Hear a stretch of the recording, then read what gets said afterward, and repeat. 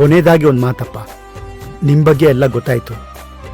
ನಮ್ಮ ಮನೆ ಪರಿಸ್ಥಿತಿ ಬಗ್ಗೆ ನಿಮ್ಮ ತಾಯಿಯವ್ರಿಗೆ ಹೇಳಿದೆಯಲ್ಲ, ನಾವು ನಿಮ್ಮಷ್ಟು ಶ್ರೀಮಂತರಲ್ಲ.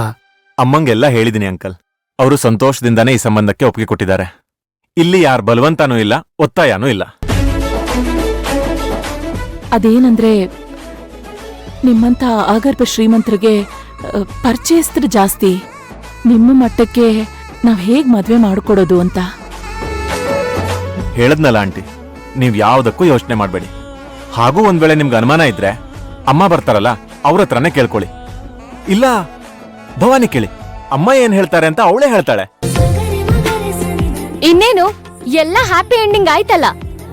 ಪಿತೃಶ್ರೀ ಅವ್ರೆ, ನಮ್ಮ ಕುಟುಂಬ ಸಂತೋಷದ ಪರಮಾವಧಿಯನ್ನು ಅನುಭವಿಸಲು ಕಾರಣರಾದ ಚಿರಂಜೀವಿ ಅಥರ್ವ ಅವರಿಗೆ ಯಾವ ಸತ್ಕಾರ ಮಾಡಲು ಬಯಸ್ತೀರಾ? ಹಣ್ಗಳೆಲ್ಲ ಹಾಕಿ ರಸಾಯನ ಮಾಡ್ಬಿಡ್ಲೇನೆ? ಜೊತೆಗೆ ಸ್ವಲ್ಪ ಖಾರದ ಐಟಮ್ಸ್ ಇದ್ರೆ ಇನ್ನೂ ಚೆನ್ನಾಗಿರುತ್ತೆ.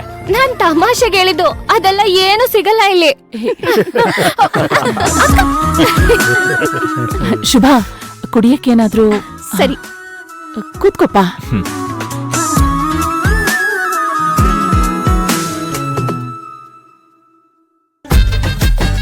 ಅಂತೂ ಮಗನೇ, ನಿನ್ ಮದುವೆ ಫಿಕ್ಸ್ ಆಯ್ತು. ಸುಮ್ನೆ ಟಿವಿ ನೋಡಿ ಕನಸು ಕಾಣ್ಬೇಡಿ. ಏಯ್, ಯಾಕೆ ಹಾಗೆ ಹೇಳ್ತೀಯಾ? ದೊಡ್ಡ ಮಗಳು ಮದುವೆ ಫಿಕ್ಸ್ ಆಯ್ತು ಅಂದ್ಮೇಲೆ ಎರಡನೇ ಮಗಳು ಮದುವೆ ಆಗುತ್ತೆ ಅಂತ ತಾನೇ ಅರ್ಥ. ನಿಮ್ ಮಗಂಗೆ ಪ್ರೀತಿ ಹೇಳ್ಕೊಳ್ಳೋ ಧೈರ್ಯ ಎಲ್ಲಿಂದ ಬರ್ಬೇಕು ಅಲ್ವೇನೋ ರಾಕೇಶ? ನೋಡಿ, ಅಷ್ಟು ದೊಡ್ಡ ಬಟ್ಲು ತುಂಬಾ ಹಾಕೊಂಡ್ ತಿಂತಿದ್ದಾನೆ. ಯಾವಾಗ್ಲೂ ಯಾಕಮ್ಮ ಹಂಗಂತ್ಯಾ?